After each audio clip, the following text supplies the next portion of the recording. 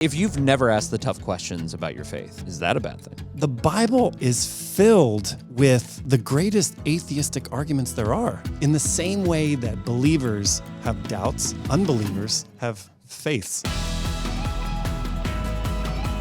Welcome to the Live Change podcast. On this episode, we're talking about deconstructing faith. So what is it? What are the risks and benefits to it? And how do you do it thoughtfully? So that's what we're talking about today. Joining me here on this episode is John Wilkinson and Joanna Wishard. Hey, guys. Hey. You did that with a big smile. We're talking about deconstructing faith.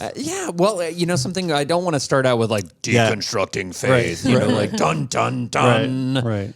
Very dramatic. As a matter of fact, I think our whole job here today is to talk about this subject in a way that can make it approachable, understandable, and maybe not so fear-inducing. Mm-hmm. But I don't know. Maybe we'll get to the end. And the fear sells, so everybody's like, what do I do? But for a minute. Maybe, right. Maybe we can normalize it. Yeah. Fear for me, I find I don't stay fearful for too long. That's I don't know true. you guys. Fear dissipates. So. Yeah.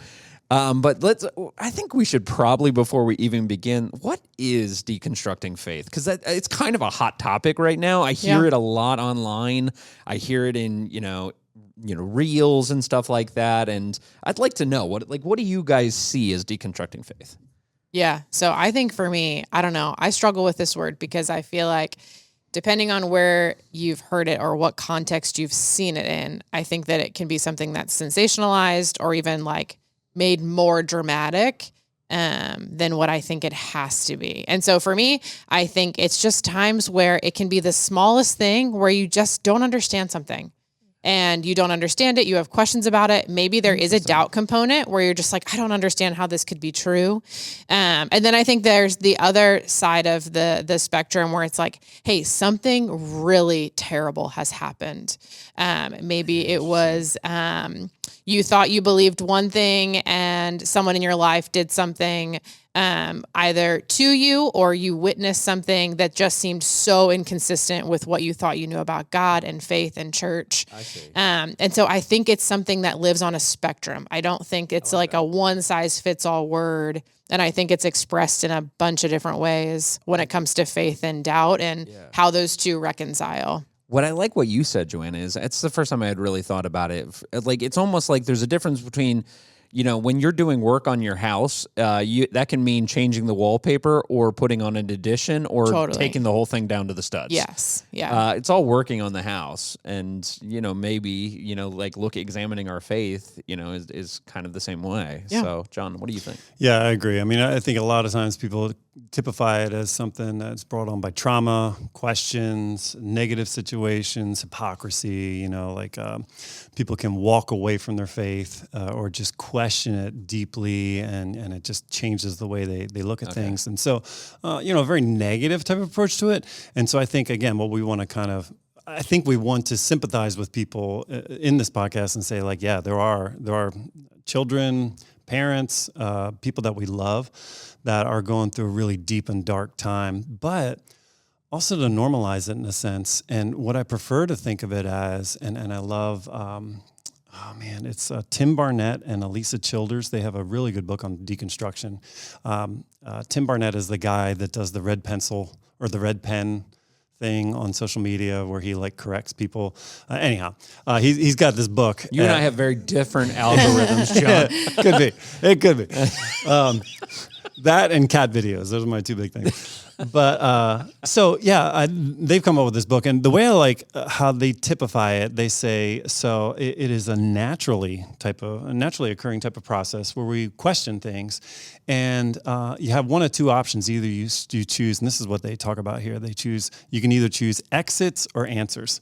And so you can press on to find the answer to something, or you can just find the exit real quickly. And so that's where I like to kind of focus on what the current phenomenon is. What I like that what you're saying is even if I think some people are just spooked by the term. I mean, if I went home tomorrow and I told my mom, "Hey mom, I'm deconstructing my faith," I think I'd be in her car heading to the church within 5 minutes. But I think my mom would be like, "What do you know?" I'm 13, Mom. Come on. I know what I'm doing. It's a scary word because deconstructing faith makes us feel like eliminating faith or destroying faith. Yeah. And sometimes I think, I don't know, I mean, again, probably because maybe our algorithms are different. But there's someone I follow. She is what she calls a deconstruction doula, right? Oh, I like that. And so I also think there's Deconstruction doula. I don't know if I do. This is new. Well, I also think there's an aspect of that is like also in that process, I think sometimes it can make it sound like you have to upend everything. Yeah. And so even when it's like, hey, I'm deconstructing my faith, it's like to what we just said, are you taking it down to the studs and questioning everything? Or do I just not know how like science and the Bible line up or whatever the like the thing that's causing the curiosity versus like, hey, I'm blowing up the house. Yeah. And so anyway, I think sometimes even the sensationalism or the spectrum of like, hey, so if I'm saying I'm deconstructing, do I have to take it down to the studs or blow up the house? Yeah. Or can I just ask a couple of questions and make sure I understand? Right. Why would you abandon the house over a blown circuit? You know what I mean? Just go replace the fuse. You don't have to. But I like what you're saying, though, because deconstruction, obviously, because it's construction, it has to do with building and houses and things like that. So it's easy to think of it in that way. But I like what you're saying, though. What was a deconstructing doula? Yeah. And obviously a doula is somebody who assists in childbirth. And so people could feel like, oh my gosh, I have this pain, I'm dying. And it's like, no, you're not dying. You're birthing something that's much different, much better. Yeah. Oh, that's fascinating. Feels like you're dying though. Yeah. I've personally never experienced it, but. Although I've never experienced almost dying, but I don't know. Did it feel like you've had how many kids? 3, 2, 5? Yeah, 2 kiddos. Yeah. Yeah, and it is like it's just like something on the other side of something. Yeah. And so like it's like that breakthrough moment, I think, that then you're like, oh, I did hard work to get to the other side of you've something. Blown me away with this. You know, I've got some notes and stuff like that. But this deconstructing doula, I'm like, I just need to leave and go think about that. I do think we often think about it in construction terms, and I'm just gonna, for my own brain, that's how I think about it. Like, I think the destruction is what scares people. Mm-hmm. They think of deconstruction as destruction, but when you think about it, when I moved from houses, I deconstructed some furniture because my furniture is assembled. I don't know if anyone else, if you buy your fancy furniture already assembled, good for you. But my furniture can come apart with those little hex things. Totally. You know? So like when you deconstruct it, you're not necessarily destroying it. See, no. See, I thought you were going with this was that show we were talking about. The Magnolia on the Magnolia Network. What is it? The beachfront renovation, whatever. Joanna, you gotta help him Beachfront Bargain Hunt. Beachfront Bargain Hunt. I don't so know. my wife and I watched Beachfront Bargain Hunt. Like at first I was like, I'll be the good husband. I'm like, watching it, but I was like, oh yeah, he should do this and do that. So I thought you were going there with this because keep going. Beachfront Bargain Hunt, it's all about demo, not deconstruction. Like you're not deconstructing something, you're demolishing something to make room for something else. Mm-hmm. So like Richard Rorty, and he's not by any means someone we want to follow, but Richard Rorty has a really good way of like packaging this. He's like, there's order, you feel good about stuff, and then it goes to disorder. And so when you encounter something new, you go to disorder, and it makes you feel like, but then he's like, that's the second part of the process. The third part of the process is reorder. And so just bring it back to a place of order. And so that's exactly what they do on Beachfront Bargain Hunt. You know, they find these old places, they renovate them. They're on the beach. That's why I'm watching, so. Can we get a t-shirt for people to wear that says "Pardon the Mess"? I'm in deconstruction. I like that. I like that. That, we could make some money off of that. I think we could. Let's keep that under wraps. So, but my other question is there some dangers though? Mm-hmm. Like I think we started out saying hey, it's a natural process and some wonderful things can come out of it. Mm-hmm. But I think we'd be foolish, and I think that people would get very frustrated with us if we didn't address the fact that there might be some dangers in doing it, and there might be some ways of doing it better. So yeah, what are the dangers of I think this? The biggest danger in it is to go into it halfway and just say, well, I'm just walking away from the faith, and again, that's where that phrase of exits and answers comes in. So are you pursuing answers or are you pursuing the exit? And I think in our culture today, we're so comfort driven. And what's so weird about our comfort driven is that, or our comfortability focus is that we think that truth must be comfortable. which it's like, man, everything in my life has shown me the opposite. All good things are difficult. I mean, childbirth is a great example. Some beautiful things happen on the end of a lot of uncomfortability, a lot of pressure, a lot of pain.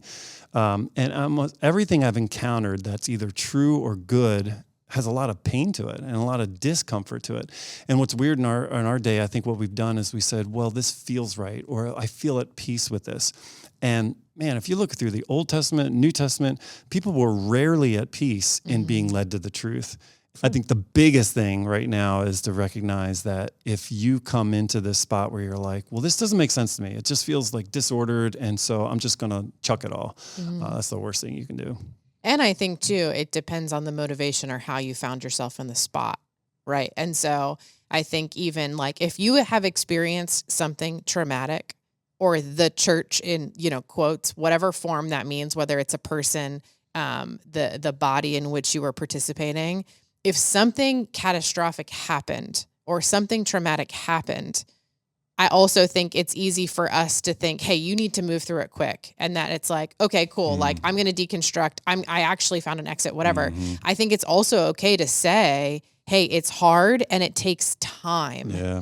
And so I think danger, right, is the what is the motivation in which you're finding yourself in a deconstruction moment, or if you found yourself there because of hurt or trauma or pain or something more on like kind of the catastrophic spectrum. Yeah. Like how do you really heal That's profound, and work through that?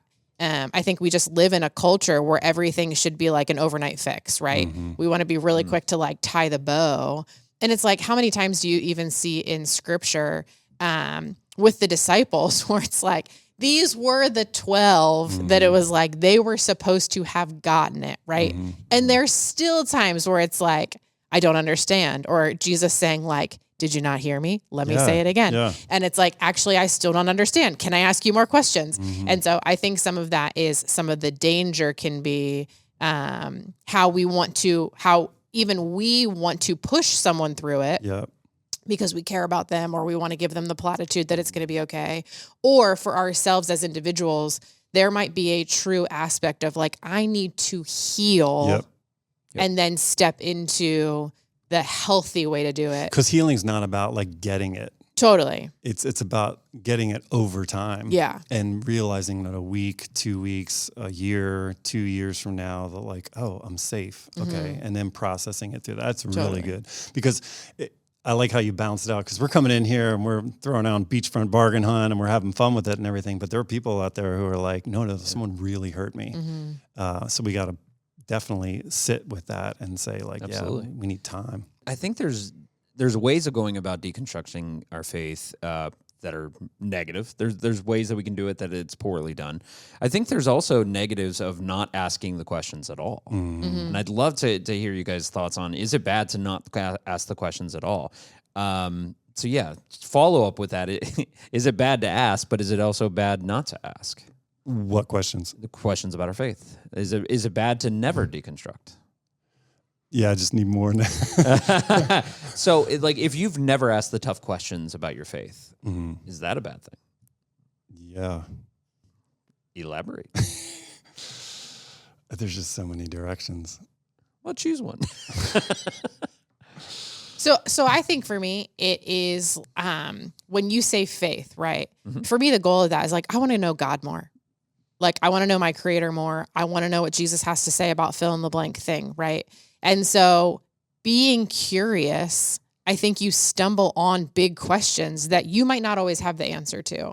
And so again, with that word, I think just the word deconstruction can be so like connotated with big dramatic things that like, I think that Jesus would say, hey, I want to know you more. I want to know you more. Keep asking and go to the right source. Come to me, come to scripture, ask trusted people who are, how would you say, like proven in their walk, or you've seen the life change they've experienced, and ask those questions. I don't think that God would want us to hold back. Like, he can handle it, right? Yeah. And so again, like back to that motive piece, Like if the motive is to truly know God more, to truly know your creator more, to truly know, hey, how can I be a life that is more fully following Jesus, then I think, yes, like you should ask the hard questions. I don't know, even maybe when it scares you a little bit, or it might cause you to question more or upend things that you thought were certain. See, I'm still living in I'm sorry.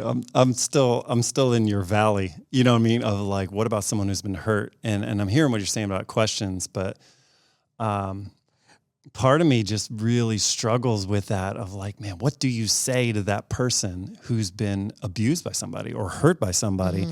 And it's not academic. You know, I come into these situations, I'm like, oh, we got questions? Let's deal with these questions. You know, like, you got this question, let's talk about it. Let's do this question. Oh, this is easy. I've told you, you know, my encounters with, and we got to talk about that later, the person who thought he was Buddhist, you know, and just kind of like talking about that story. And so I feel like, okay, well, let's answer the questions. But man, that's a thing you can't answer. You know, you can't just be like, well, what question do you have? And I think one of the biggest responses I have for somebody who's got questions, but also dealing with, going back to that issue you brought up of like someone who's dealt with really or like an abusive or hurtful situation or hypocrisy or, you know, whatever's going on in the church that could really just ruin them.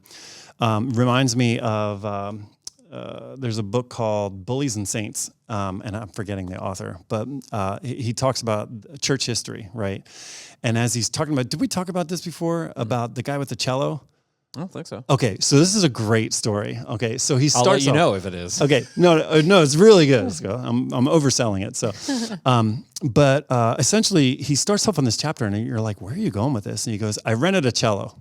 So it's like, all right, cool. Something I've never done. Can't wait. Yeah, he rented a cello, and he rented it for 2 weeks because he was about to play in the Australian Symphony, and he's never played cello before. And I was like, okay, see where this goes. This is supposed to be about church history. Like, what's all this about?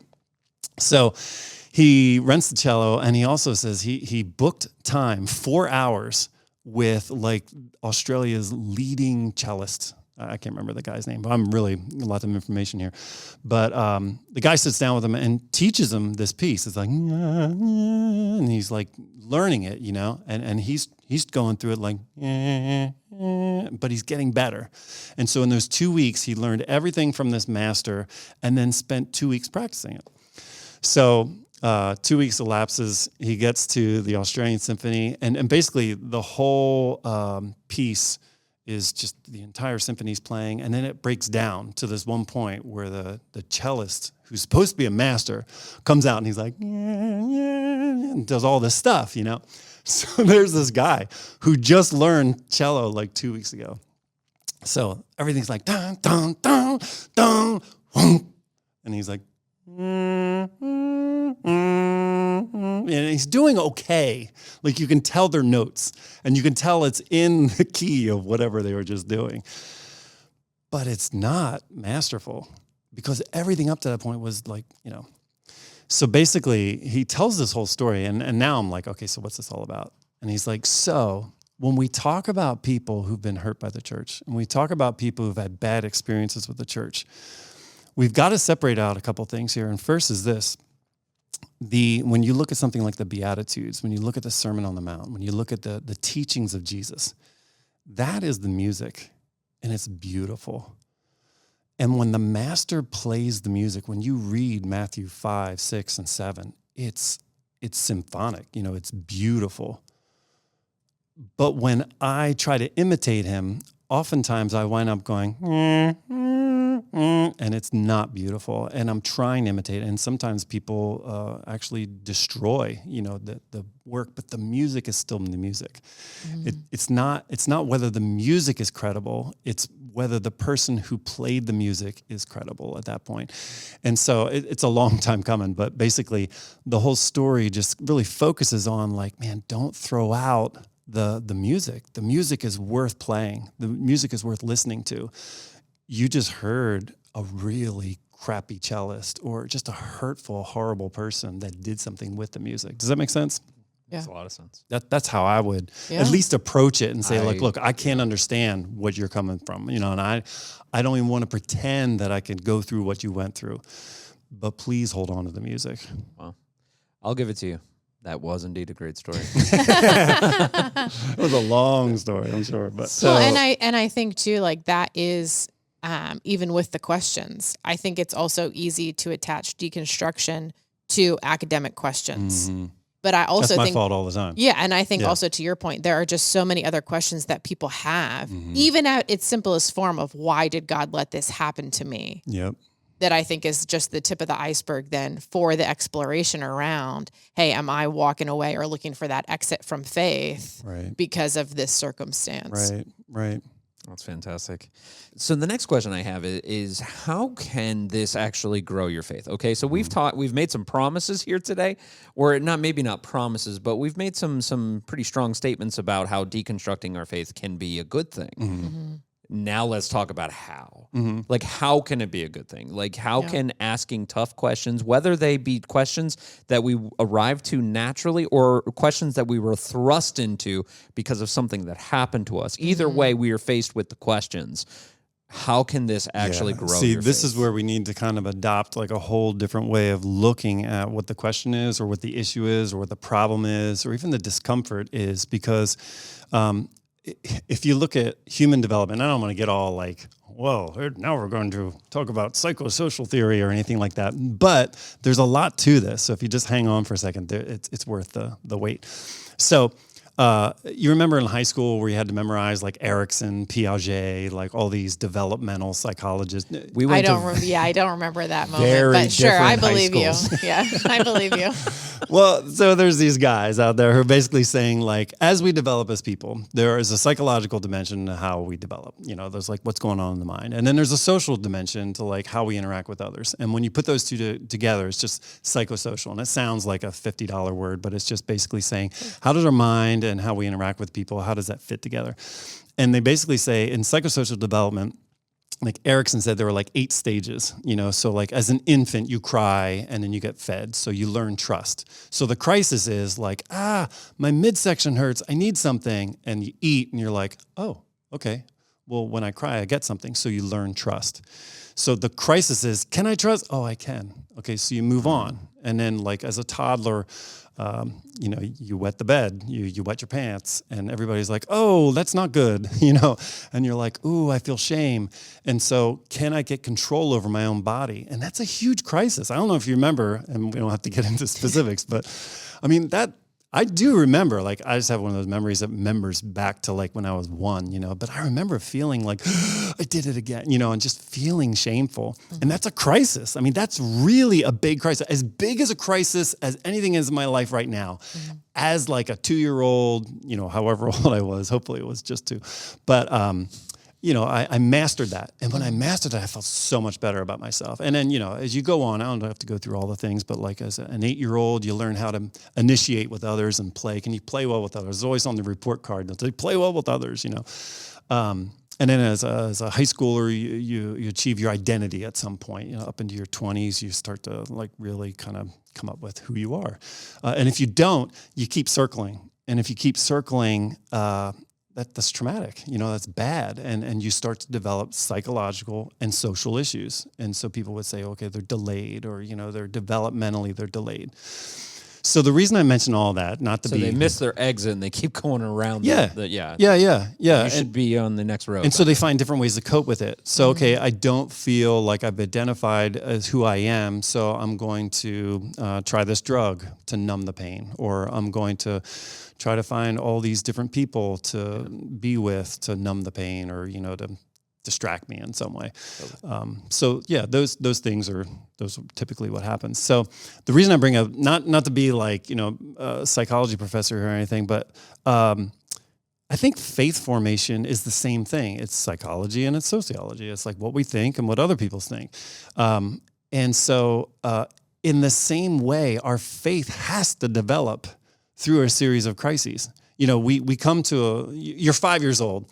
You hear Jesus can be your forever friend. And you're like, yes, like that's awesome.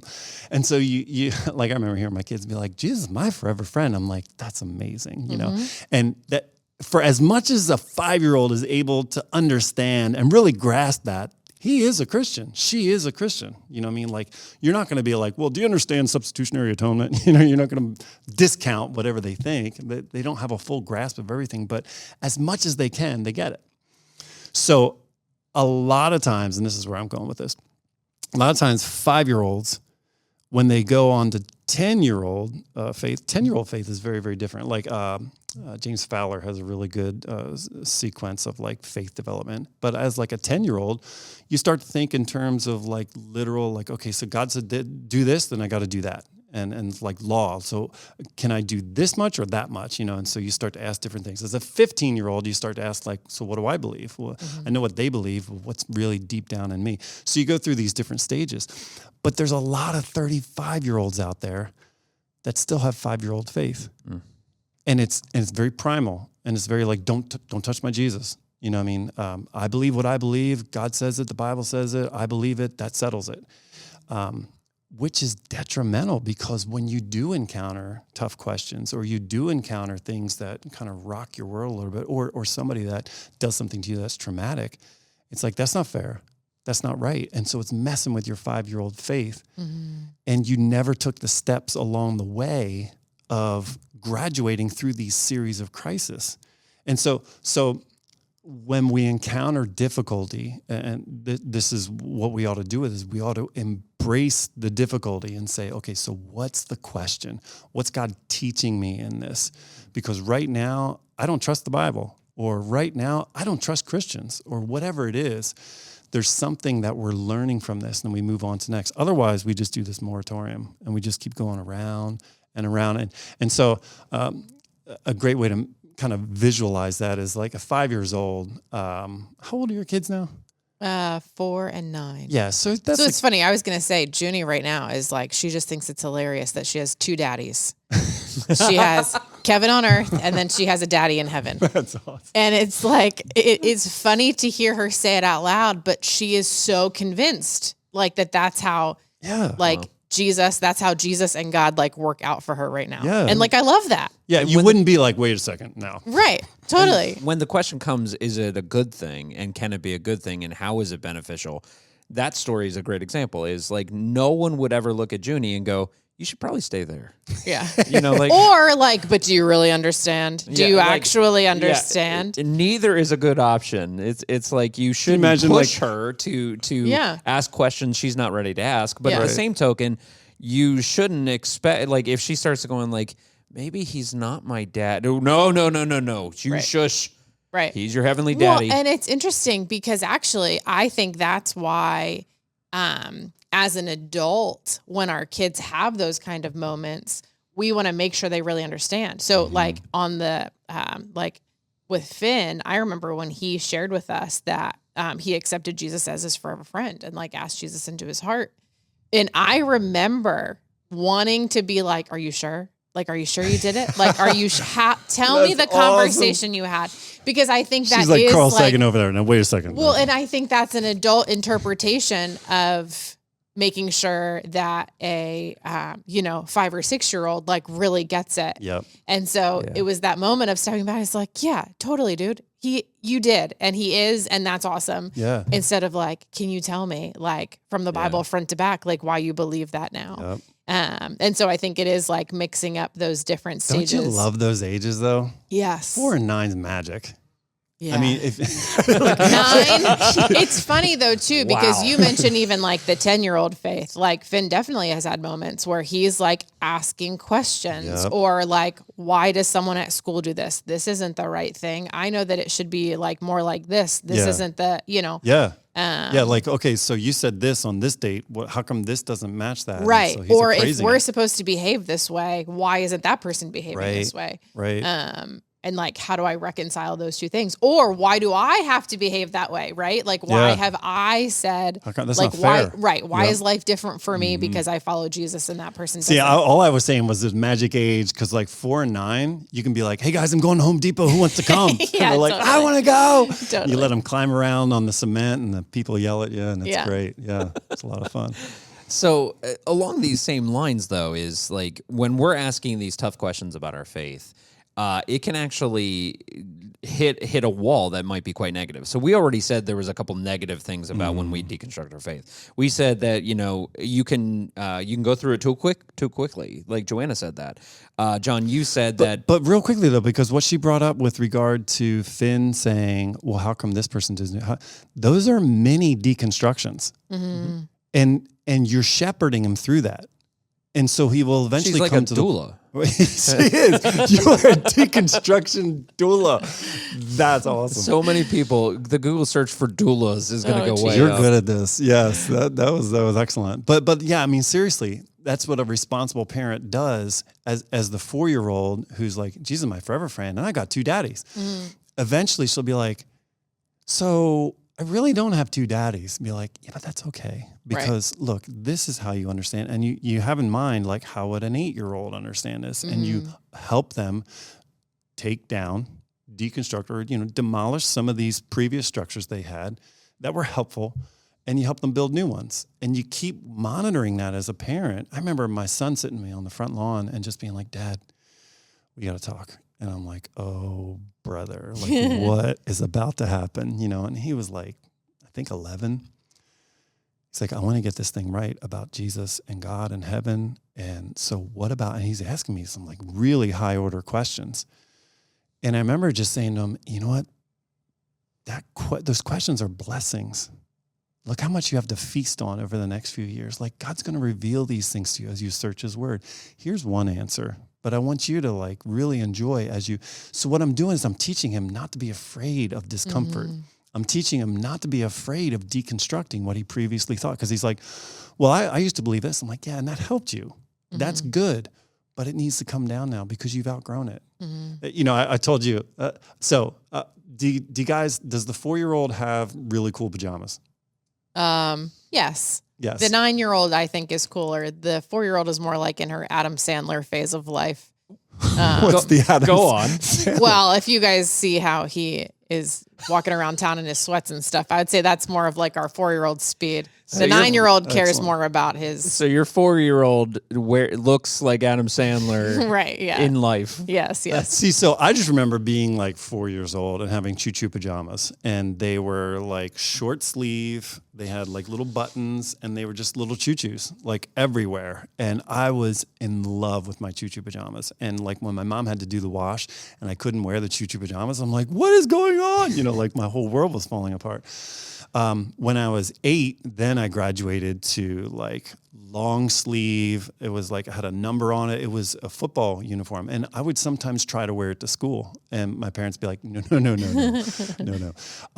And as you get older, different. Like I have tracksuit when I was like 12, and oh my gosh, that tracksuit, I wore it 2 days in a row, and everybody let me know it. They're like, that's so gross, and I'm like, I washed it, and they're like, no, that's gross. But you see how like all along, you just have different things you wear. So no one's going to show up at, again, 30, 35 years old with choo-choo pajamas. That's just weird.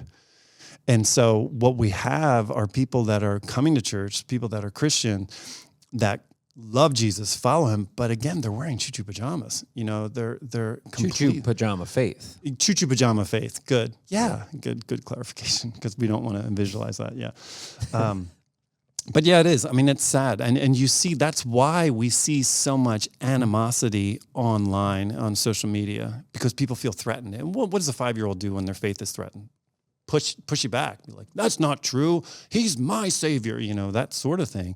And you have a bunch of 5-year-olds that are arguing with each other instead of embracing questions and saying, oh, okay, these are tools to grow. Yeah. These aren't things that are going to like destroy the house. Yeah. But I want to address the fear that people have with deconstructing of their faith. Like there is a genuine fear, and especially for parents, there might be some parents listening and saying like, John, you're able to handle some of those heavy questions and navigate. You and Joanna, you have an understanding of faith.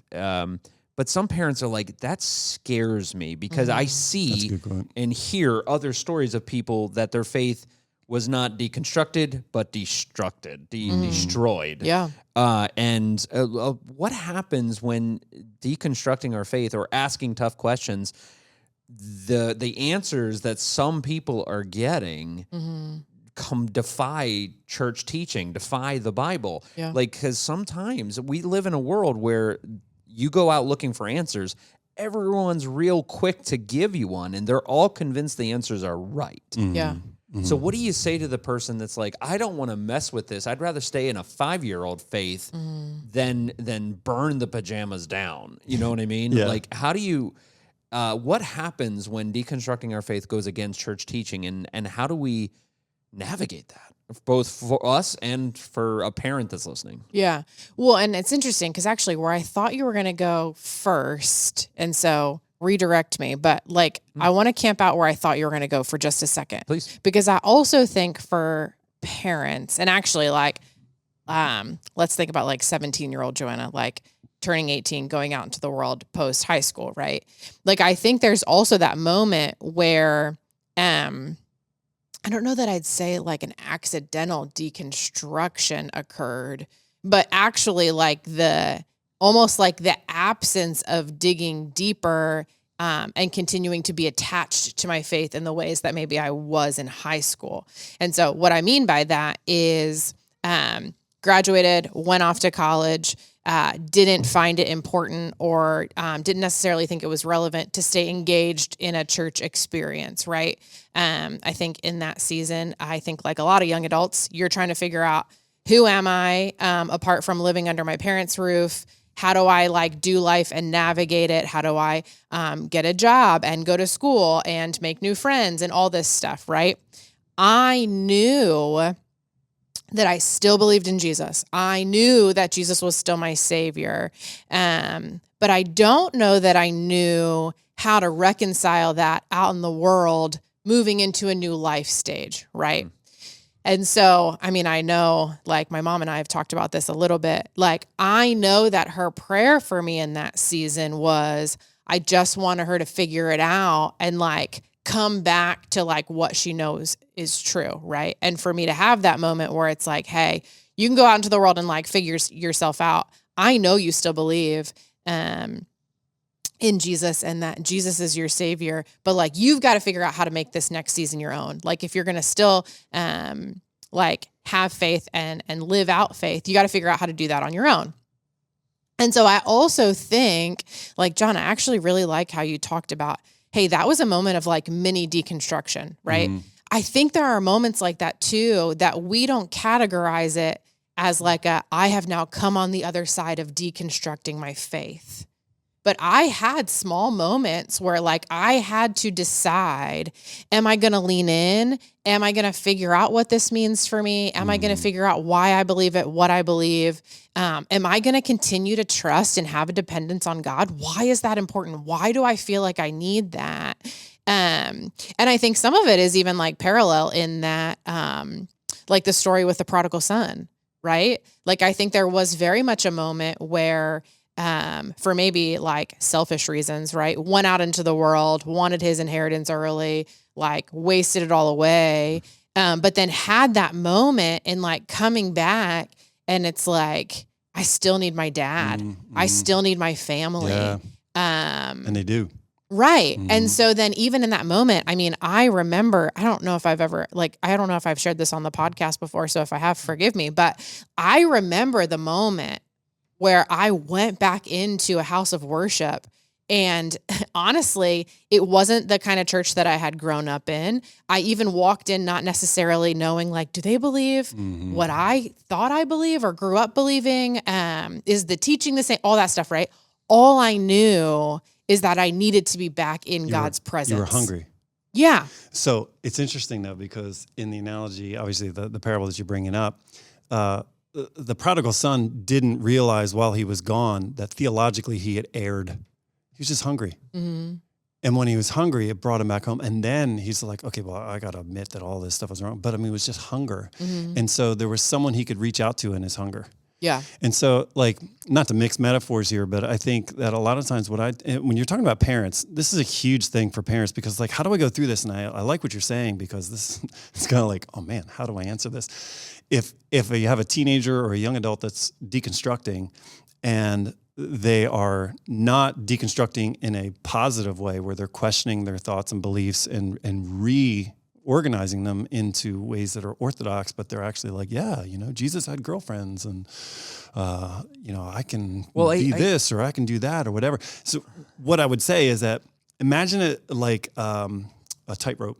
You've got like a stand over here and a stand over here and a tightrope in the middle. So if they are in your house, if they are under 21, and they are sharing, and maybe it's under 18, whatever the age range is or whatever is appropriate. I always say to parents, be like, okay, so you say, hey, you're my child.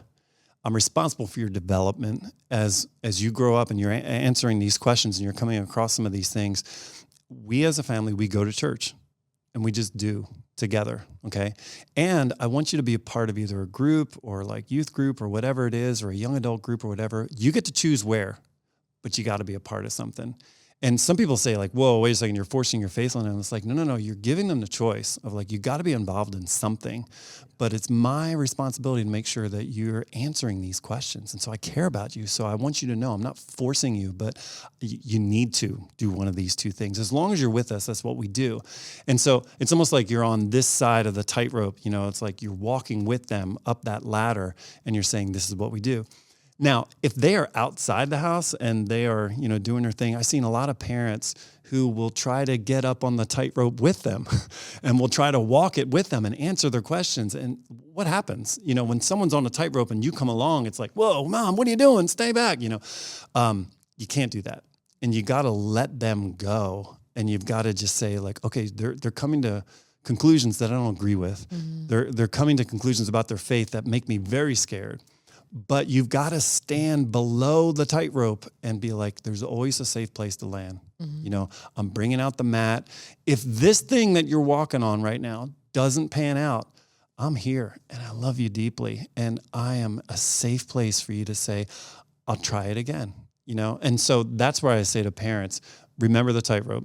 If they have not launched yet, walk with them and say, look, you need people in your life that are going to guide you. It doesn't have to be me, but you need people to guide you. And then if you are launched already and you're coming up with your own thing, you're trying to figure out your identity or you've got other conflicting ideas that are dealing with stuff, you just got to be like, man, hey, I'm your mama. I'm always safe. You're always okay with me. I don't care if you've got 3 heads, come home. I just want you to be, and that's basically where the prodigal son knew he could come home. He knew there was a safe place to land. I think that what I want to get at, too, is just this idea of absolute truth. And I think that one of the things that makes normal deconstructing of faith or normal development of faith, because I think we overuse the word deconstruction even in this podcast. I think some of it is, to put it a different way, will make it much more palatable for people, is development. Mm. When you work out in a gym, you're literally deconstructing your muscles. Oh, yeah. You're tearing your muscles apart. Mm-hmm. But no one would say you're deconstructing your muscles. That's Arnold. They would say you're developing your muscles. He says, you got to work it, you got to tear a muscle. He goes, if it hurts, it grows. So if you're hurting, you're growing. This is literally the first Arnold Schwarzenegger impression in 20 years. And it was on point. On point. So don't even. So I think sometimes we view deconstructing of our faith often like an Easter egg hunt, where we're pursuing things and they're hidden, like this, it's under. Is it under the bush? Is it under the rocks? And we have you're frantically hunting, and you see other people finding, and you're like, I can't find anything, and my basket is empty, and it's like, why can't I find stuff? Is God a mystery out there? Those people that are asking the tough questions, is it like Easter eggs where God's got some answers, but you're going to have to search and dig and rip up to try to find them? Is that what it's like? I think it comes down to, again, that line of demarcation between, is it the type of thing that you've gone through some trauma, if you've gone through some really abuse, someone who's really messed your life up, that's going to be a whole lot harder to find answers, and it's going to take a whole lot more time, and it's going to involve, it's funny because you'll probably think you're looking for answers, but really what you need is healing, and healing just needs to happen over time, and you need to start trusting again, and those are things that can be handled through a counselor, a therapist, somebody who can help you walk through those things. So I think that's one end of the spectrum. So it's not a one size fits all, but well, and with that, just really quick too, I think then that also might reveal through healing that what you knew was still true, but the way that it was expressed was warped and misrepresented. That goes back to the cello. Totally. And so I think some of that, like that's great, where it's like, hey, actually, I hope, or I think there will be times even in those moments of healing, actually everything you knew and believed about God was still true. But at the hands of someone who got it wrong or didn't actually exemplify that. Yeah, it's like, I think it was C.S. Lewis who said something like, belief should never be held responsible for the activity of its believers. In and itself, the belief may still be true, regardless of what somebody did to you who levied that truth. Yeah. It reminds me of like when my kids were learning how to ride bike, and they would go around the neighborhood. And every once in a while, they would go past a house on the other street, and I would lose sight of them for about 10 seconds. And they couldn't see me. But just because they couldn't see me didn't... Re-entry phase. Yeah, exactly. We're cutting off communication. Just because they couldn't see me didn't mean I was hiding from them. Yeah. As a matter of fact, I was quick to be like, right here. You're like right 10, here, 9, 8. You're like, I don't know, it's been 12 seconds. Yeah, exactly. And I think God is somewhat like that, where he's like, there's going to be some times where he feels hidden to us, but he's not. Yeah. He has not left. He is still actively a part of that journey and the learning and the growing, and he is waiting for us to just get to the other side of the house, and he's going like, yeah, you see me now? So, there's so what's the other side of where trauma you're going? side. Yeah. But then there's this other side, and so, okay, this is going to sound horrible, but I think maybe you need to be looking at how you're doing your investigation. If you can't find God in anything, then maybe you need to kind of retool and talk to some people and say, maybe I'm not doing a good job at this. Going back to the Easter egg, so like you've been looking for Easter eggs, and it's like there wasn't any hidden in the front yard. Yeah, you're in the neighbor's yard. Do you see everybody over there? You're in the wrong place. Like, I've been looking in Mormonism the whole time. Like, no, man, it's over here. That's why you're not finding eggs. Self-actualization, my chakras. I'm not finding anything. Yeah, that's because you're in the woods. Did you see over here? We mowed the grass. Okay, there's like banners and like there's a whole stadium here. So I do not to be. I guess I just did. It's completely disconnected. It's okay. But I do think there's a certain amount of checking your methods with other people. Like, so what are you doing? Like, are you, and I do think there's a methodological approach to it that's different for everybody. Not everybody writes down questions. I like to write down questions, and I like to, especially my wife will come to me and she'll be like, oh my gosh, I'm overwhelmed with all these things, like all these things going on, and be like, okay, let's write them down. Like what are we dealing with? And we come up with 3, and she's like, that's helpful. There's only 3. And I'm like, yeah, so that might be somebody who's going through this, might be thinking to themselves, okay, so where do I even start? Maybe it is a list of questions, or, maybe you're more relational. Maybe it's just you got to talk with people. Find people who know more than you. Yeah. Like, don't look for people that are on the same level as you. Like, I seek out people that I feel intimidated around because I want to run faster. Yeah. I never would time my mile with somebody who's the same speed as me. I would always find somebody who's like good 10, 15 seconds faster because it's a pain, but it makes me faster. So seek people. So maybe it's relational, maybe it's list oriented, maybe it's research driven, and maybe it's you're not spending time just sitting down with God to what Joanna was saying, like, hey, we come to the end of this and we haven't even been talking about God. Well, just talk to God and say, like, God, I'm really confused. I don't know what's going on. And it's funny, like when you think of all the people in the Bible who deconstructed, you've got Job. Job was like, all right, I'm going to sit down here and figure this out because the way I'm previously thinking about all this stuff is not working. His friends come up and try to help him. I mean, he comes to this massive realization through the pain. You have Jacob. Well, and actually, Job surrounded himself with not wise counsel. So like that's the other point too, right? It's really like he just got into conversations and it was like they were not helpful. Yeah. They're like, well, maybe you did something. You sure you didn't do something? Right. Didn't you steal something from Kmart? That's not what I need right now. Yeah, Easter eggs and the kids like smacking them out of his hand. Yeah. Sorry, who else were you going to say? Jacob did. Elijah, what? Help me out with the details of the story. But Elijah does this amazing thing, and then he runs for his life, and he goes to a cave, and he's like, "I'm done," like whatever. And he's seen God work in these amazing ways, and now God shows up in a different way, and in a whisper, in a still, quiet voice. David, how many Psalms where he's like, "Are you going to ignore me forever?" Yeah, like. How abandonment issues galore, we're talking about these people deconstructed. Jeremiah deconstructed. Paul got to see the risen Jesus. He got to talk with God. Okay, he's seen visions. He healed people on a couple occasions, right? And yet he's praying to God 3 times. Hey, God, can you take care of this thing? And some people think it was his eyes, like he had an eye problem. Would you please take care of this thing for me? It's like a thorn in my flesh. Please, nothing. Second time, please, God, nothing. Third time.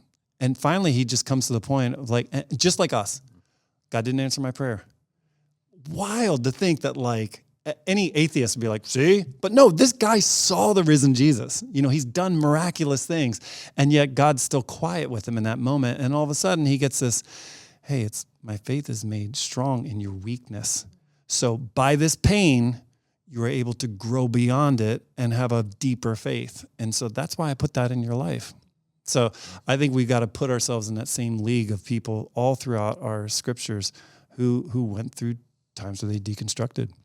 I think a lot of people have a problem with the fact that we get into a point where there's this relativism or there's this lack of truth, where it's we just get to make up our own. Okay. We get I'm going to ask really tough questions, and I'm just going to pick and choose what I want to believe. Right. I'm going to pick and choose the shiny things from a couple different religions. I'm going to choose the shiny things from the society as a whole, and I'm going to make this this goulash of faith. And this is what a lot of parents see their kids doing, and they read what they're posting online, or they see what's going on out there, and they're like, that's not even in the realm of a biblical faith.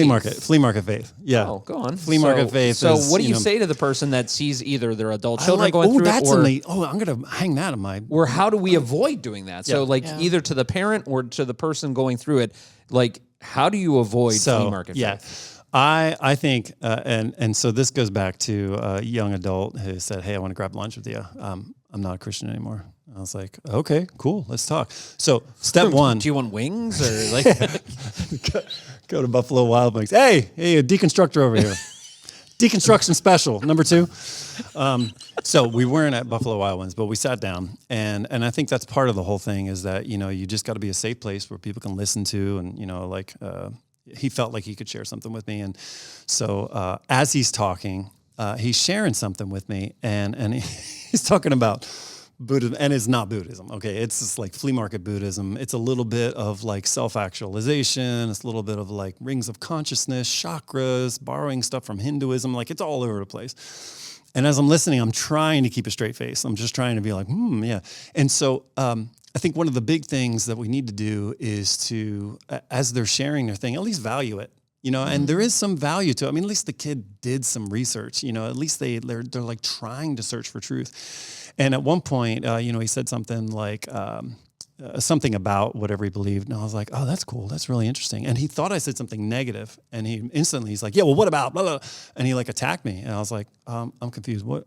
He's like, oh, you said cool, and I'm like, well, I mean, it's interesting. He goes, that's no one's ever done that before. You're like a pastor. What, you're supposed to be against this. And I'm like, well, it's a beautiful thought. It's a really beautiful idea what you're talking. He's like, oh, okay. And he's totally disarmed by all that. So as he's listening, you were able to do that because you had done the research. Well, yeah, and you knew what he was. You went into the conversation having already learned what he was. Right, which anyone can do. This is not John was smart. It's more if you have somebody you love and they're going into this thing that you find negative, or learn about it, research it, appreciate good parts of it, so that you can be like, hey, I read this, whatever, and you can show that you have interest. So those are little chips that you can just throw on the table and be like, hey, I'm here for you, you know? So as we're talking though, we get to the end of it. I was like, hey, have you ever heard of Siddhartha Gautama, who is the Buddha? And he's like, no, I never heard of him. I'm like, let me tell you a story. So I told him the story of Siddhartha Gautama. If you ever get a chance to read the story, it's a really interesting story. It's kind of like a parable.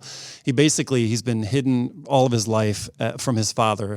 His father was a very wealthy man, had this city, got rid of all beggars, got rid of all death, disease, everything. Like if people died, they quickly got rid of them. So his son would never see anything that was horrible or challenging. And so on his 18th birthday, they have this huge party for him, and he senses there's something more. So he skips out at night and wanders around outside the city walls. First night, he encounters someone who died. Second night, he encounters someone who begs. And third night, someone who has a disease and just all these horrible things. And he goes to his dad. He's like, why did you keep this from me? And his dad's like, man, I loved you so much. I never wanted you to encounter any of this. So he's like, Dad, I only got one option now. I've got to go find out what life is really like. So he goes out and he studies Hinduism. He studies all these things. And he's really like, it's not for me. And he sits down under this tree called the Bodhi tree. And as he sits down, he starts meditating on like reality. And because of all his other training, he kind of combines this new way of thinking, and he ascends through the 8 levels of consciousness. And at the 8th level of consciousness, he's about to leave this world behind and completely cease to exist. Okay, that's like the whole thing of his quest, is to cease existing. But he decides to come back to show everybody else how you can cease existing, that everything in this world's an illusion, and when we die, we go into nothing. And it was the funniest thing, because this kid that's listening, and I say kid, he's a young adult. Young adults listen to me, he's like, that's horrible. And I was like, that's Buddhism. And he goes, what? I was like, Siddhartha Gautama is the Buddha. In the same way that Jesus of Nazareth is the Christ, Siddhartha Gautama is the Buddha. That's Buddhism, dude. Do you really want to cease to exist? And he goes, no. I'm like, let's talk about it. So it wasn't something that I was like, gotcha. It was more like, I understand this. I sympathize with you. There's some beautiful things about this, but let's really look at this together. Good. I'm glad you gave that, because I think most people wouldn't be able to, like, your background and your gifting makes that kind of conversation really a lot easier. But I think a lot of parents would find themselves in that conversation being like, I don't know. Yeah. So my cell number is, you can contact me and I can have lunch with your kid. So, I'll have lunch like 5 days a week. So for someone that might not be able to navigate a conversation like that in a simple way, what would you recommend? Listening. Yeah. And I'm sure you talk about this, because I'm sure you're encountering this on many levels with your 4 and 9-year-old. Well, and it's interesting. I would say even with my kids, or even like I've served here at the church in student ministry, like so much of it is like what you're talking about in safety. So, I mean, just so many of those questions are like, well, what do you think? Or like, especially with Finn, like he'll come home and he'll have heard something, or, it's like, well, what do you think about that? How did that make you feel? Do you feel like that's in alignment with like what you believe? And so I think so much of that is like one in our house in particular. And actually, even when I've led like small groups with students, like that's not the only time we ask those questions. It's like not just faith topics, right? And so it could be like, you got bullied at school, or I don't know, something with like sexuality. It could be, why is my body doing this weird thing? Whatever, right? And so I would say conversation, and like that safety in conversation is important in all aspects of like life and things that come up. So then actually, even when the ones around faith come up, it's not weird. And it's not like that's the one topic that Kevin and I or like in a small group setting, right? That's not the one topic we're freaking out about. It's like, oh no, guys, like we haven't like heard any questions about anything else, but now the faith questions are coming, and like now we have to freak out, right? Yeah. I think it's that. That's really good. Culture of conversation, and it's like bedtime. You can ask. Bedtime is a huge, and that doesn't go away. Now that my youngest is 19, bedtime is still a time to be like, yeah, I had this thing happen today. Do you still call it bedtime? I was going to say, because I know. I mean, there is a seriously bedtime. Now you're like, Aiden, bedtime. That'd be awesome. Okay. But yeah, so here's the thing. It's somewhat bad news for the person that's like, what do I do? My son's deconstructing. I'm just going to throw all these articles at him. Don't do that. Yeah. if you haven't had bedtime, if you haven't had these times where it's safe to talk about stuff all along the way, it's not going to materialize. So you've got to build that in somehow and be like, oh, you know, a 22-year-old loves Chick-fil-A. So it's like, hey, why don't we go see one of their new berry smoothies or whatever? They're going to be like, sure. And their belly's full and they're talking in the car. That might be your time to talk. So, but what do you say to the person that when they're having these conversations, you have maybe a person you love, because we often talk about parenting and children, but maybe it's a friend, maybe it's a brother, maybe but as they're having this conversation, the person on the other side that's in the middle of asking these tough questions is starting to believe stuff that is just not true. Yeah. So like, you know, they just don't believe there's absolute truth. And so it's like, well, I'm sorry, I just don't. And you know, as a faith believer that it is true, that you hear this person saying the sky is green and you're like, you clearly know that it's blue. What do you say to that person that it's like in that moment where it's like, but they're wrong? Yeah, I think in some ways, not, I don't want to redirect your question, but it's kind of the wrong question. You know what I mean? It's like, what do you say in that moment? Like your face is like, well, sorry. No, I was more wondering, like, I was like, asked the wrong question. I wonder where he's going. No, so it's more like, as far as I understand, maybe I'm misunderstanding the question. You're like, what do I do in that moment? There are no moments. You know what I mean? It's not like, if the moment passed me by, take away the moment. Okay. But you're dealing with this. Like where they have reconstructed with untruths. Yeah. So I would say, is it possible that this is a midpoint in arriving at what's true? You know, and that's a huge question for me with people that are deconstructing, because they'll say, well, I don't believe that anymore. I believe this. And be like, okay, so you believe that now, but is that possible that's a midpoint on the way to eventually coming to something else? Because listen, the Bible already is filled with the greatest atheistic arguments there are. Like, it's so funny that God gives us a pathway to faith through the Gospels, but he also gives us through the rest of the Bible all of the atheistic arguments that ever existed when you really think of it. I mean, like, Job was all about, like, the problem of evil. Psalms talks about the silence of God. If you go to Isaiah, it's a lot about injustice, especially like social injustice, social issues. Like, God, why are we dealing with this? Ecclesiastes talks a lot about the doubts of God's goodness and whether he actually even is there to begin with. Habakkuk talks about moral failure. You got Thomas, who's like, let me just touch the side of you. And then Jesus is like, yeah, but it would have been better if you never touched and saw. So there are just a series of arguments all throughout the Bible that actually take on the atheistic framework and say, like, those are great questions, but they're not fully baked. Like, continue on through them and you'll arrive at some things that are true. And so that's where I would join them in it and be like, hey, do you mind if I can, as you're looking at this and you say the sky is green now and we know the sky is blue, can we talk about this some more? Because I'm interested in how you came to that. And I think that you might find that there's something more on the other side of that. Is there any felony ones? Is there any, like, it's any not what ones? Like a felony arguments or felony beliefs that you would say, and I use the word felony as in like that's too far. That, like, I'm not going to let you live there. So it's like, it's not that the sky is green, but the sky's out to get you. Give me an example. So if someone is starting to believe that, this is where you don't want to like get everybody like, I don't like they said that. Or like, actually, this isn't a destructive lifestyle is what I was thinking. Well, and actually I wasn't thinking, I don't think this is an easier answer, but it's like, let's say that there's more than one way to heaven, right?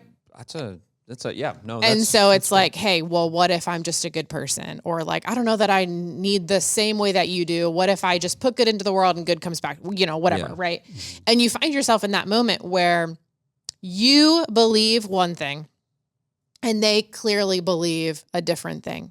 I think in those moments, for me anyway, I just want to keep talking and recognize it's not my job to change hearts. Right.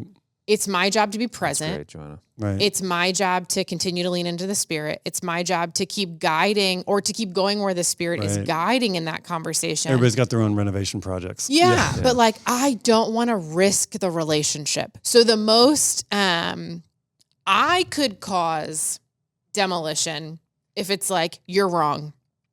Yeah. You're wrong. I don't believe. This is what Yeah. I believe. And until you believe that, then like you're just going to have to live with Right. being wrong. That's huge. People need to understand that right now. Don't go around being like, nope, you're wrong. It's basically walking through what they've demolished and be like, this is crap. This is Right. ridiculous. Look at this. It's like, how could you possibly think that? Right? The better posture is to be like, okay, interesting what you did with the place. So I got a bunch of tools over here and I'm free. So whenever you want to, like whatever you're doing with this place, I'd love to help. Yeah. And in those conversations, typically what I find is it actually has nothing to do about the thing. It is something or a circumstance or a person that has colored the experience or the posture or the place that they've landed, right? And so like I actually like that midpoint language, like whether they ever change their mind, right?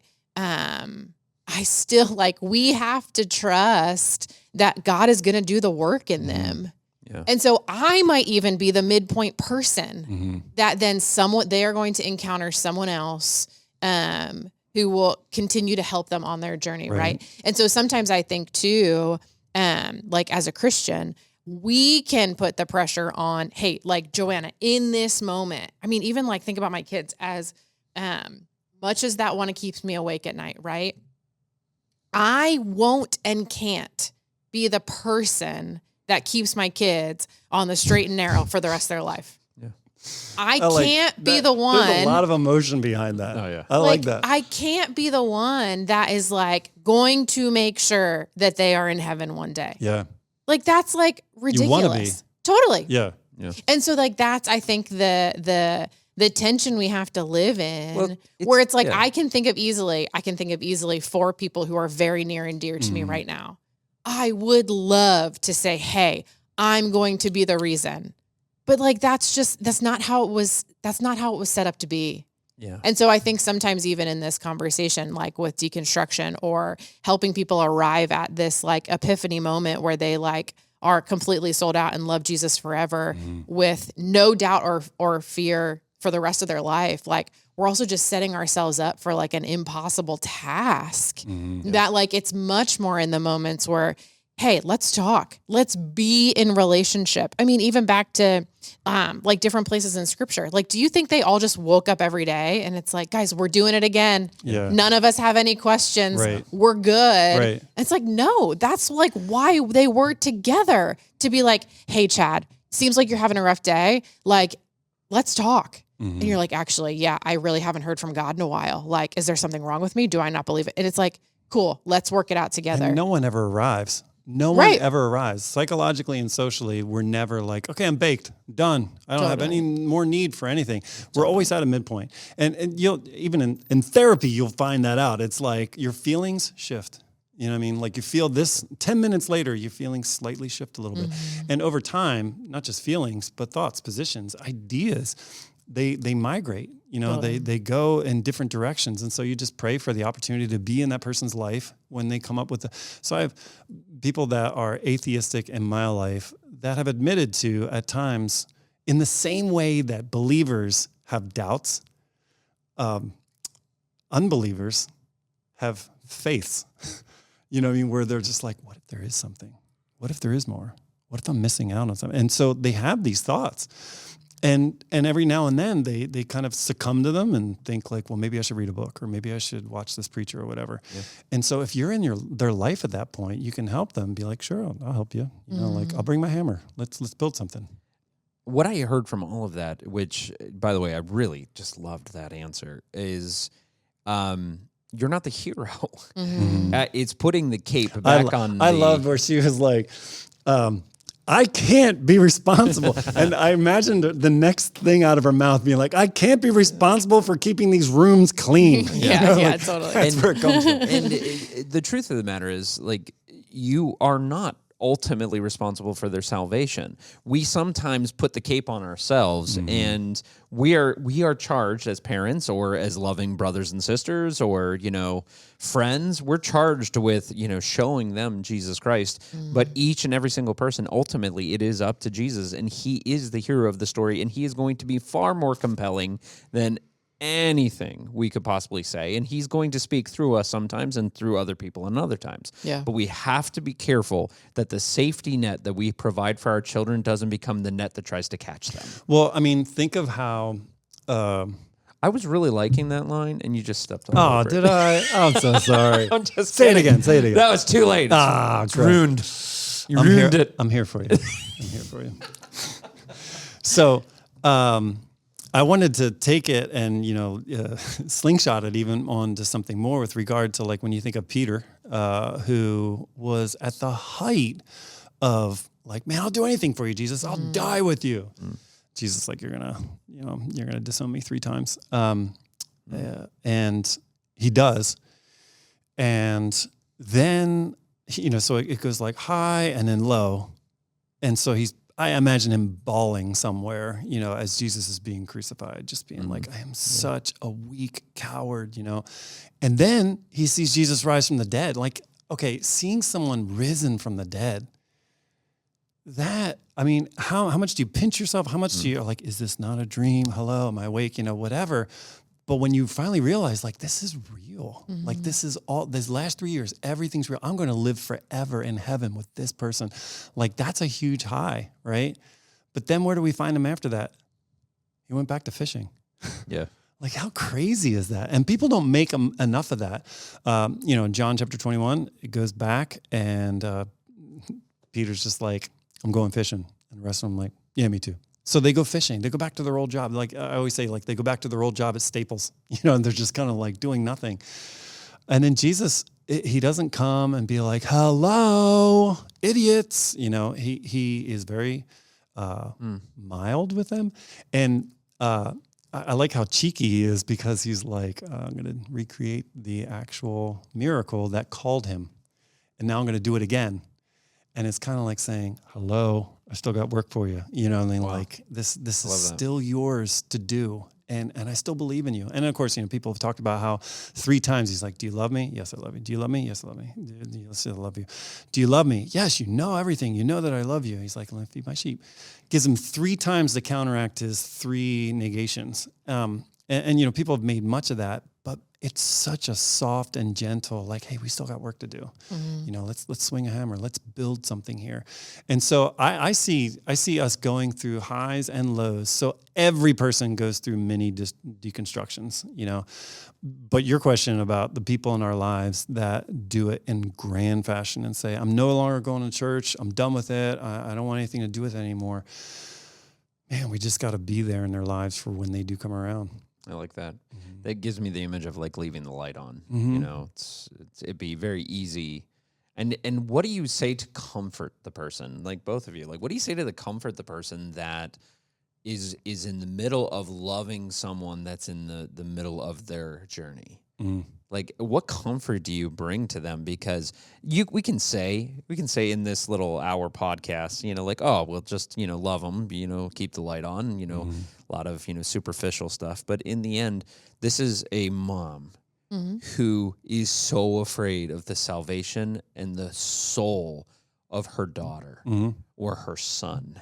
And she needs a little bit of hope right now. What hope would you give her? Augustine. I would give her Augustine. That is not where I thought he was going to go. Augustine is a great example. It's a great story. If you're just looking for stories, if you're just looking for, like, examples of, like, has this happened before? Augustine was, like, the worst person in the world. Okay, so we're talking Augustine of Hippo back in the 5th century BC. I think it's 5th century. I hope I'm right. But no one's going to know, John. and they're going to Google it right now. Literally, He's no wrong. one listening to this podcast is going to be like, stupid. Idiot. It was 4th century. So Augustine, he grew up, just like any other kid. And it's really interesting in his Confessions. You got to read the Confessions. It's so interesting. And an updated version of the Confessions. You understand, like, as a kid, he would steal pears from the local orchard and he'd throw them at the pigs. And he talks in his Confessions. He's like, even as a kid, I was like, I didn't even know why I was doing it. Like, why was I stealing? It was for the thrill of doing wrong, and like throwing them at pigs and seeing them like, like he was just a normal, stupid kid, And he grows up and he gets pretty smart and he learns how to, like, teach rhetoric and, all these things, which was really like a great job back then, was to be like a tutor for wealthy families. he winds up living with some girl and having a baby, and they're not married. Now his mother was hardcore Christian. Her name is Monica. And she prayed for him day and night. Like he remembers her just like weeping, praying for him. In fact, he accepts this job and he goes down to the dock and he's gonna like leave, and his mother has her arms around his leg. He's walking like this, dragging his mother. They're like, Mom, this is embarrassing. What are you doing? You're like, I'm a grown man. He's like 25 years old. And he's pulling his mother, and she's like, no, Lord, please, I plead the blood of Jesus over this son of mine. And, you feel her feelings of like, where did I go wrong? He winds up, going further and further into, he joins a cult at one point. He becomes a Manichae. They're weird. Okay. It's just like, they believe that there's good and evil in the world. It's almost like Star Wars. It's just weird stuff. And he's sitting there one day and he's starting to realize that, and he's starting to have some doubts about his faith that he's taken, that's veered off to the right. Maybe Monica was right all the time. Maybe his mother was right all the time. And as he's just like thinking, he's like, so Lord, I'm open. Like, tell me if I'm wrong. And he hears this little voice, Tole lege, tole lege. And so, behind the hedge where he was, apparently there was a little kid that was singing like a nursery rhyme. It's called Take Up and Read, Tole lege. Take up and read, take up and read. So he's like, okay. And there in front of him is the book of Romans. He opens up the book of Romans and he reads this verse that changes his life forever. And he's like, I've been wrong the whole time. And he goes on to study and become a priest and then a bishop. And, the Augustine that we know today, who wrote like these amazing works and brought lots of people to Jesus. And so I guess the whole point is that for every Augustine, there's probably 100 people that didn't. But it can happen. Even some guy he joined a cult, like he was gone. He had like this baby out of wedlock, his mother was distraught. And he turned it around, and so it can be done if you just keep praying and keep present. Have your son drag you down by the docks on the way to the boat. By the way, it's exactly what my mom would do if I went home and said I'm deconstructing my faith. Is your mom like that? Yeah. Oh yeah. Oh yeah. She's all about it. My faith was on loan from her, but luckily she had a lot, or it was. Well, what was your time. story? Did she ever have to wrap her arms around you and keep you from doing something harmful? No. Oh, constantly. Really? Constantly. We had lots of awkward conversations. Really? I put that dear woman into so many awkward situations where, and I want to hear this. Yeah, I bet you would. That's for the podcast after dark, I guess. Nice. But wow, this is. I'm overstating. It's a whole this. different side I'm of way Chad. not as rebellious as Ladies and that gentlemen, sounds. Chad Herman. I stayed out late with like my youth group. That was your after dark. Yeah, exactly. Your after dark was like that throwing made tomatoes at somebody's house. Did do that. Did you really? Yeah, totally. But you're not living until you do something like that. That's the kind of stuff. But it led to lots of awkward conversations, and she was the one that was always there, waiting up at night saying like, hey, where were you? And what's going on? And, really? Always eager to have those kind of conversations. But you felt safe around her? Always. Always. Now, so you could always come home. That said, her own personal faith, there was no hypocrisy. That was the one thing that I found most important watching her was the lack of hypocrisy in her faith. She practiced what she preached. She showed me her love for Jesus. She showed me her dependence on Jesus. She showed me her dedication to the Word of God and her dedication to the church. She showed me that day in and day out. At no point did she say something she wasn't practicing. She wasn't telling me to believe things that she herself didn't act like she believed. Her life showed me that she took it seriously. She's crying right now. She's listening to this being like, my son. And yeah, I can't imagine. But all that to say is like that was, and my deconstruction periods were much shorter. Like they were much more like a Junie kind of stage. They were never super long. They were always like rattling through a singular question and thought, and then being like, okay, yeah, but I'll I think let that's God most answer people. that. I really do think that's most people though. I do too. Did you ever egg a house? Mm-mm. No? You were never never. rebellious or anything like that? I was rebellious. I did not egg a house. We threw yogurt on. I want to hear about this rebellion. What was your... She took the pennies out of her penny loafers, and she was like, crazy. No, We're not getting anywhere we're with this. not going there. This is the wall is down. Oh, so to bring us back here, so how important is it to stay involved with the church if you're someone that's asking these tough questions? Because when I'm asking tough questions, or when someone is asking tough questions about their faith, sometimes the last thing they want to do is go to church. Mm-hmm. So is church an important part of this journey of reconstructing and discovery? Is church an important part of it, or can you do it at home just reading and watching YouTube? And should you not go to church because you're not in it? Your heart's not in it, or you're not sure what you believe right now. So how important is church as a part of this journey? Mm-hmm. Well, I think that depends on I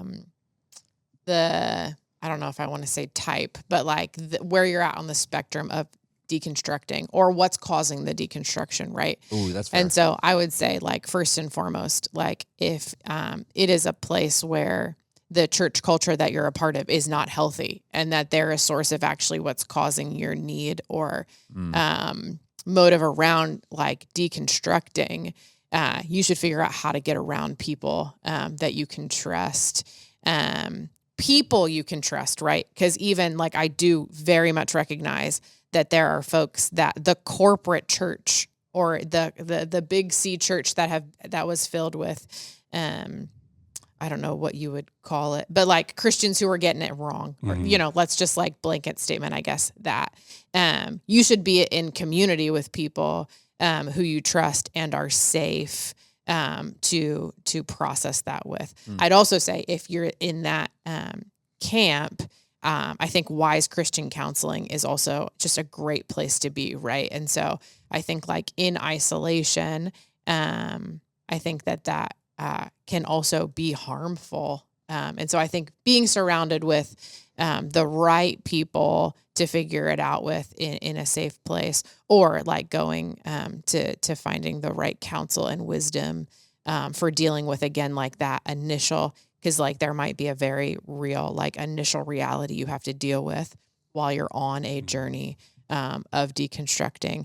I think if it's those small like moments of doubt or question, or, hey, I thought it worked this way, but I'm hearing like maybe it works this way. Again, like just be around people where like you see that like track record. And I know that like might sound weird, but like who have you been around that you've seen have questions and work through them? And again, like I know a lot we talk about on the podcast, like being in that community. I mean, I know even at our church, for those of you listening that are a part of LCBC or otherwise, that's why we have a small groups culture, because being in Christ-centered relationships and community, that's where you get to work out some of those questions. And especially if you're with people that you've built relationships with, where you can ask questions like, this doesn't add up to me. Mm-hmm. Yeah. How do you think about it? How have you gotten there? And so I think like just being in community can go a long way too, where you have the space to like ask those small questions or big questions. I think not getting complacent too. We can get into apathy real quick and justify it as like authenticity. Apathy is this idea of like, I just don't feel like going today. I just don't feel like, but we confuse it or mislabel it as like, I'm just being authentic. I just don't feel like I'm supposed to be at church today. It's like, no, you're lazy. Mm-hmm. You don't want to get up. That's a good point. And you need to hit that point. That's a good one. Like it's like, ultimately, I think we have to do a gut check and go like, you may not feel like when you're sick is the last time you feel like getting up and going to a doctor's office, but it's probably when you need the doctor's office the most. Right. But it's when you feel like going the least. Yeah. And again, it comes down to, are you looking for exits or answers? So if you're looking for exits, you're probably focused on your comfort. You're probably focused on like, I just want all of this to just go away. Like, and that's valid in terms of like, I got too much stuff going on in my life right now. I'm done with church. I'm just saying goodbye to it. But be honest with yourself. You're really not looking for answers. You're really not looking for truth. You're not saying, you can't with any kind of integrity say like, oh, I found the truth. No. You've escaped the question. you've exited the building. You got to go back to that building and reorder it. And so if it eventually comes down to saying I'm a complete atheist, you got to level it. And that's not what you're doing. You're parking and you're finding the back door and you're saying I don't deal with it. But if you're actually looking for an answer, so I would say good time to plug the growth track class, the whole doubt to faith, and we'll talk about that later. But I would say that in pursuing answers over exits, I don't think there's anything about going to church that's necessarily going to be like, oh, that did it. It's one piece of the puzzle. This is how I would do it. Okay. As a person who likes doing renovation projects, I should say my wife we should get her on this. She'll be like, I think I see this over here. And I'm like, here we go. It's about 6 months of work. But she's genius at like what she sees. And then it's like, okay, I'll figure out how to do that. And then I learn how to do it. And so I got a series of questions. Okay, so we want to put on this giant porch, or we want to do those, sliding doors, or, we want to put bookcases, like sunken bookcases.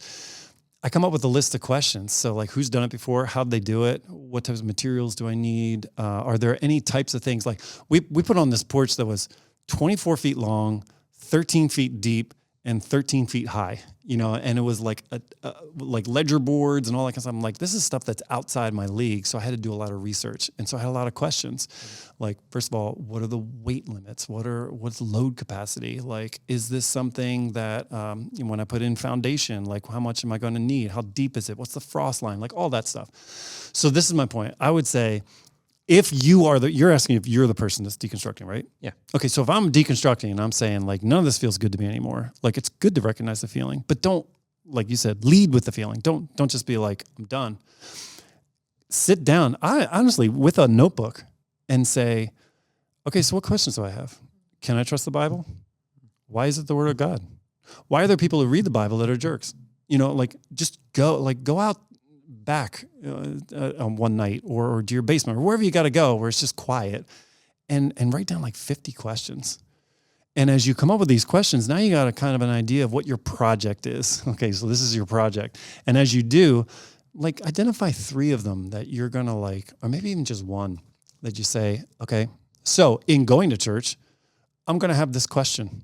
And so when I meet people that say they're Christian or meet people that like tend to know a lot or, like, hey, I saw this guy, John, do this podcast thing. I'm going to email him, which I totally invite you to do. Like, I would love for people to ask a question. Like, I'd love to be able to sit down and maybe help answer some questions. But I would say, this is my question on my list.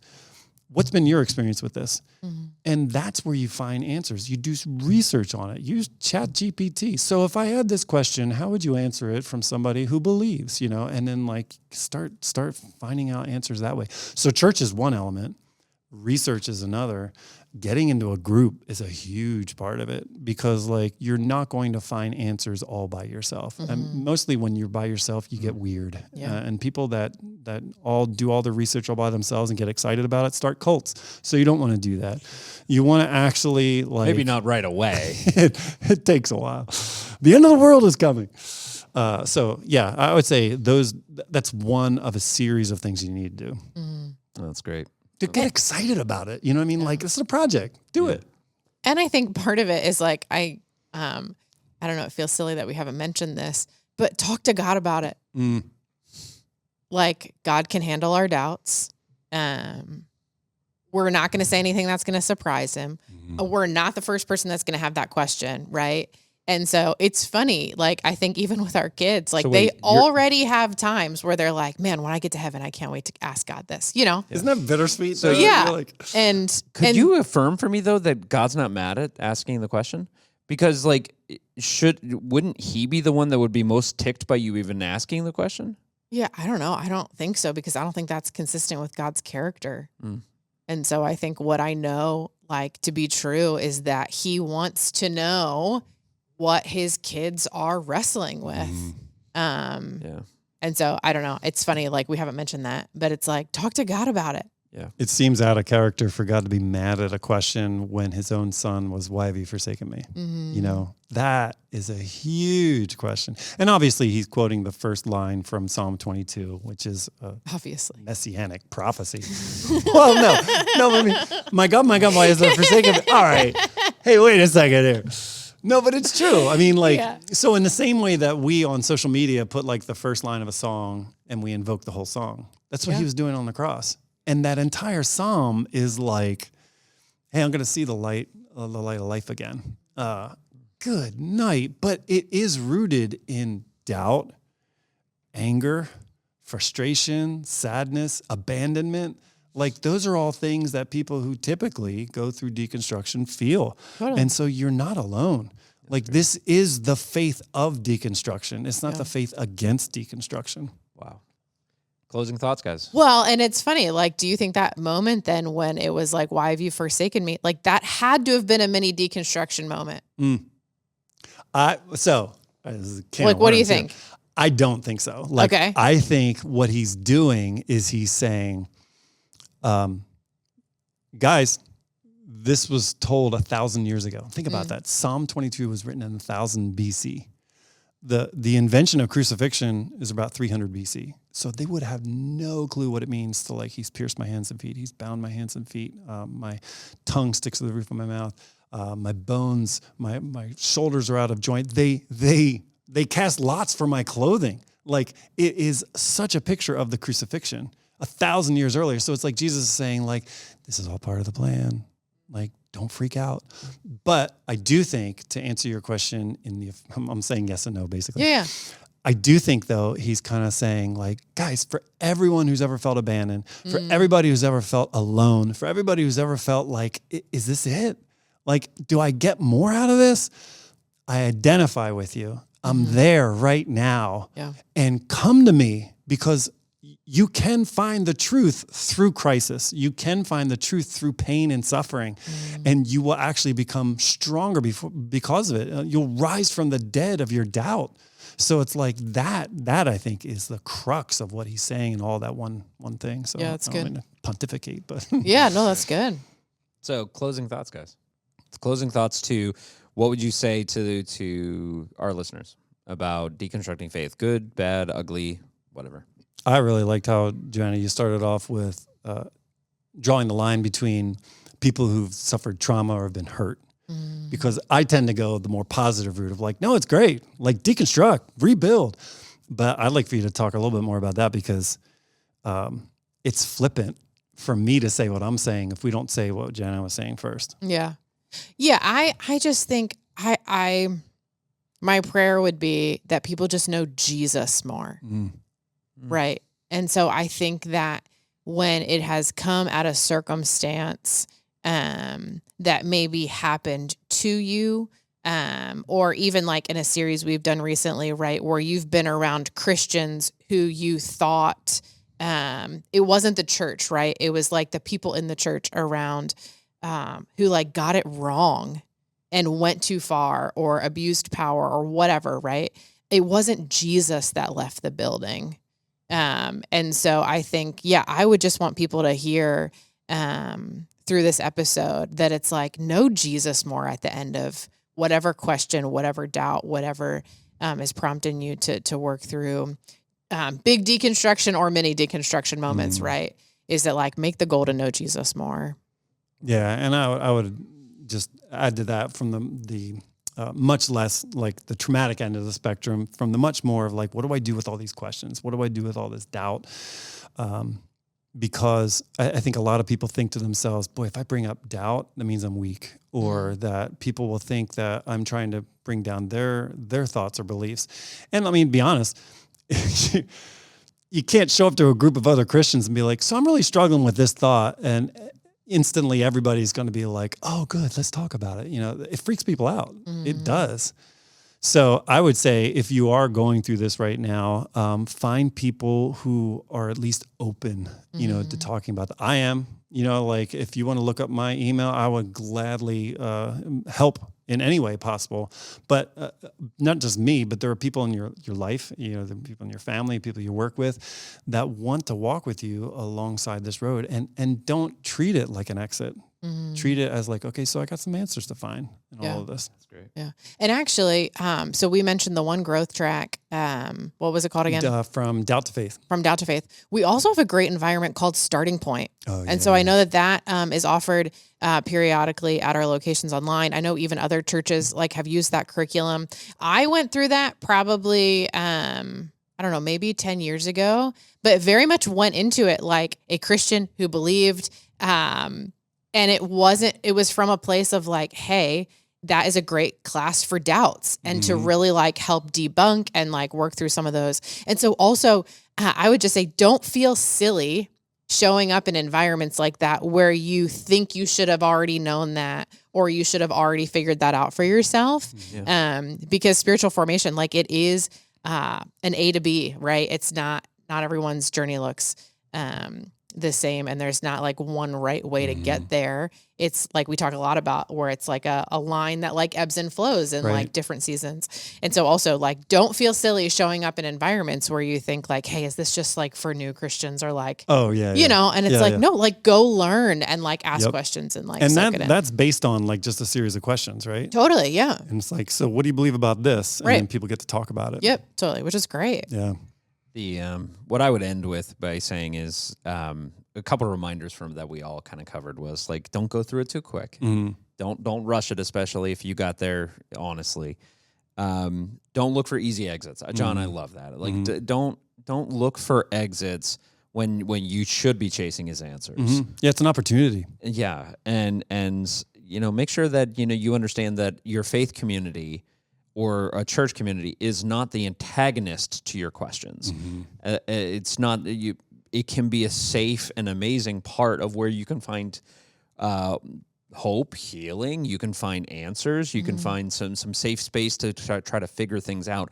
The fact that we as LCBC, a church, are talking about deconstructing of faith should give some hope in the fact that we're comfortable with the questions. We're comfortable with the questions because it reminds me of rock climbing. This idea of you can climb the rock and have a safety harness on with a safety rope, and you can believe with all your heart and soul that rope will keep you safe. But it is not until you actually fall off the rock, hit a moment of crisis, and feel that rope grab you, that you go, it's got me, it's safe, it's real, it will keep me safe. Yeah. Faith for me in a lot of ways is a lot like that, where it's I can believe it, but when I test it and I see it is true, it can actually hold my weight. But it's not comfortable. And that's the point. You know what I mean? When you get that, that really, for the rest of the day, you're feeling that. And but once you've done it a couple hundred times, but it holds. It's gonna hold. Yeah. And we as parents, we've had our weight held, and we can tell our kids you're safe because God is real, God is true, His words are true, and He can hold. Yeah. So, with that said, I want to say thank you so much for tuning in. I pray that this episode was a blessing to you wherever you are in your faith journey. As always, if you liked today's episode, make sure you share, subscribe, share it with someone that maybe is going through something similar to what we talked about. And remember, now that your life changed by Christ, live that change out.